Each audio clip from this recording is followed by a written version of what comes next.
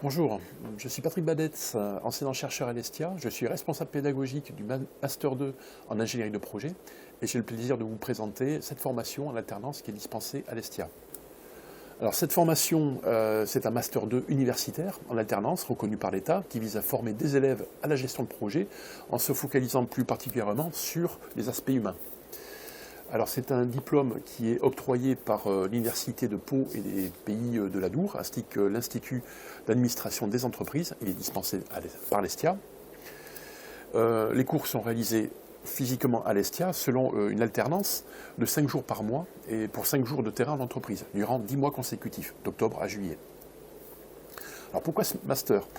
Donc le contexte des entreprises change, la mondialisation, la concurrence, la multiplication des partenaires commerciaux, techniques, les marchés sont volatiles, il y a des aléas sociaux, climatiques. Cet environnement impacte forcément la typologie des projets dans les entreprises. Les projets basculent dans une dimension complexe. Donc les règles changent et les pratiques doivent forcément être revisitées. Alors qu'avant, il suffisait parfois d'être identifié référent sur des aspects techniques pour réussir un projet en entreprise, aujourd'hui, force est de constater que ça n'est plus le cas. Le chef de projet, s'il veut réussir, il doit adopter de nouvelles approches, globales, transversales et également systémiques. Donc le but de ce master, c'est de préparer nos élèves à cette nouvelle donne, à ce nouvel environnement de projet. Donc s'il veut pouvoir être capable de gérer n'importe quel projet dans l'environnement complexe que nous avons décrit, il faudra que les chefs d'entreprise soient capables non seulement de connaître, on va dire, les bons outils de gestion, mais surtout être capables de les adapter, de les tordre au contexte rencontré, en tenant compte notamment des aspects humains dans les différentes situations de gestion du projet. Alors pour atteindre cet objectif, nous avons conçu une formation dimensionnée sur 400 heures. Ces 400 heures sont découpées en 6 unités d'enseignement, qui sont perlées, qui sont dispersées dans l'année. Alors ces 6 unités d'enseignement, nous avons tout ce qui concerne l'ingénierie de projet, donc les outils de base en gestion de projet, c'est la première marche de l'escalier, indispensable. Puis progressivement, nous intégrons 2 thématiques centrées sur les interactions humaines. Donc une UE en psychosociologie des organisations et une autre UE centrée sur la communication de projet en entreprise. Puis ensuite, une UE prend progressivement le relais pour aider les élèves à sortir des sentiers battus, tant sur les méthodes que sur le contenu du projet, avec notamment donc l'UE en démarche innovante.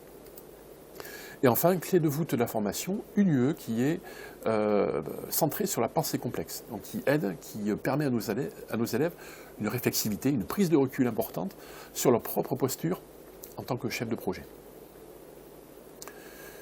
Alors, 6e UE, importante, le projet d'application.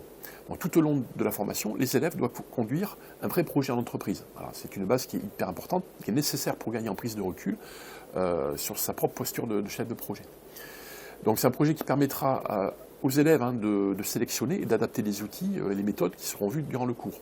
Les intervenants s'appuieront sur les situations que vous avez rencontrées en entreprise pour contextualiser au mieux les apports qui vous seront transmis. Donc c'est en quelque sorte une sorte de fil rouge tout au long de la formation. Alors, peu importe le secteur d'activité dans lequel se positionne votre projet. Également, ça peut être donc un projet en interne dans votre entreprise, mais ça peut être aussi la création d'une activité indépendante. Alors pour le premier cas, l'important c'est que ce projet soit soutenu par votre direction, qu'il impacte également la vie de votre entreprise, que vous disposiez également de certaines marges de liberté pour pouvoir réaliser, être chef de projet dans ce projet, et également bien sûr que vous puissiez y consacrer un minimum de 5 jours par mois, c'est-à-dire plus de 300 heures sur les 10 mois. Dans l'année, il vous faudra identifier un tuteur en interne dans votre entreprise pour qu'il puisse témoigner de votre progression sur le projet. Et nous prévoyons dans l'année plusieurs moments pour pouvoir vous suivre, vous aider dans votre prise de recul, tels que des réunions de revue de projet ou alors des entretiens entre écoles, apprenants et entreprises. Alors à propos des évaluations des compétences, qu'est-ce qui est prévu dans ce master ? Donc il n'y aura pas de contrôle de connaissances théoriques abruptes, décontextualisées d'un terrain. Toutes nos évaluations sont en relation avec votre prise de recul en entreprise. Donc il s'agit de rapports écrits, de présentations orales, individuelles et collectives. Alors nous nous attachons à faire en sorte que les travaux qui sont demandés soient étalés dans le temps, pour éviter les chevauchements des efforts et bien sûr pouvoir lisser la charge sur toute l'année. Il y aura des travaux à rendre toute l'année, mais 2 sont particulièrement importants. Donc un oral final devant un jury, donc en fin d'année, et la rédaction d'un mémoire professionnel. Alors, par rapport aux modalités d'entrée dans cette formation, comment on y rentre? Donc c'est un Master 2, donc il faut avoir un Bac plus 4, mais il est possible de rentrer à Bac plus 2 et Bac plus 3, et pour cela il faudra justifier une expérience professionnelle de plusieurs années et constituer un dossier de VAPP, donc validation des acquis personnels et professionnels. Donc la formule en alternance peut se faire selon plusieurs modalités, donc CDD, CDI, avec l'accord de votre employeur pour venir 5 jours en entreprise par mois, pardon, 5 jours en cours à l'Estia par mois, et le reste en entreprise. Et sinon, il y a la possibilité d'apprentissage, de contrat pro, et donc, comme on le disait tout à l'heure, même de création d'activité. Dans tous les cas, vous avez la possibilité, si votre employeur le demande, de mobiliser votre CPF.